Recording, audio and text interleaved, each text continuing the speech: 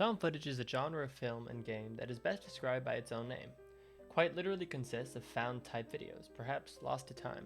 Usually these are documentary in nature, they can be news footage, even surveillance footage, and it's usually a diary type video that keeps track of events.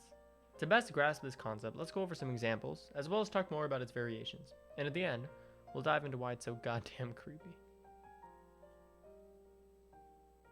Cannibal Holocaust 1980 is one of the first found footage type films, and it's definitely the most infamous. The filming of it involved the actual killing of dead animals and the burning of huts with people actually in them, which was controversial at the time to say the least.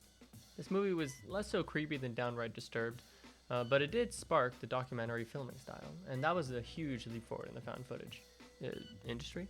The next big step was 1999's The Blair Witch Project. The film follows a team of 3 teens as they hike through the Black Hills of Maryland, documenting an urban legend called a Blair Witch. The movie sets off with their team doing some interviews, and then setting up camp in the woods. Slowly but surely, things really start to move, as strange occurrences and a loss of direction lead them to near insanity. The first person immerses you in the film in a natural way, and the desperation the group feels is translated through the screen.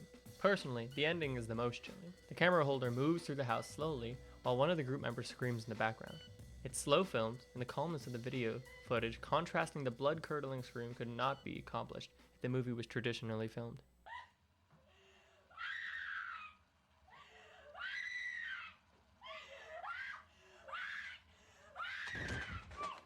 Another well-known example, probably the most well-known, is Slender Man. Yep, Slender the Arrival is considered a found footage game.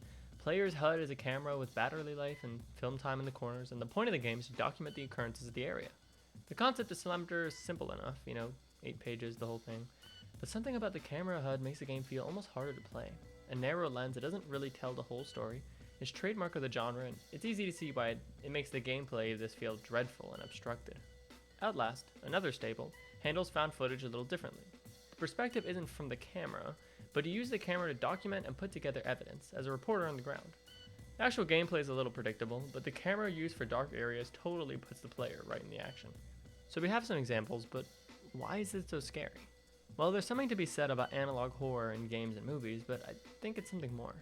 Let's take a look at one last example.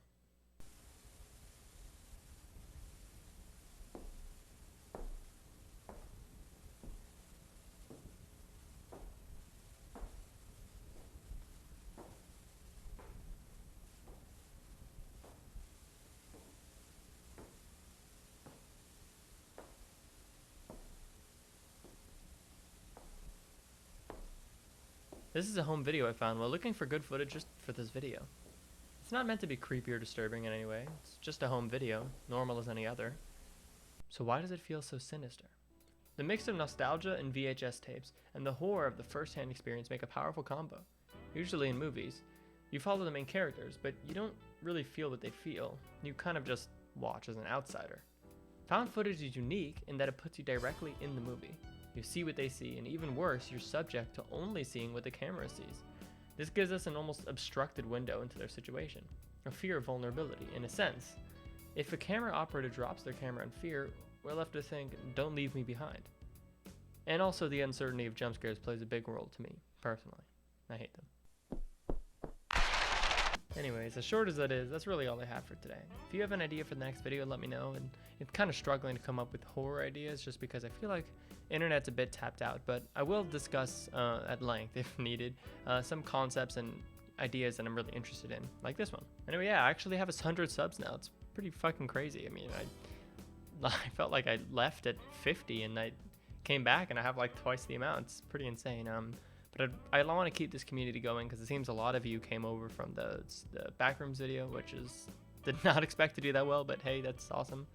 And yeah, so if you have any ideas, once again, tell me, and I'll do my best to research them, put them into a nice, palatable video. And yeah, anyway, subscribe if you're first time, like, blah, blah, blah, and see you in the next one.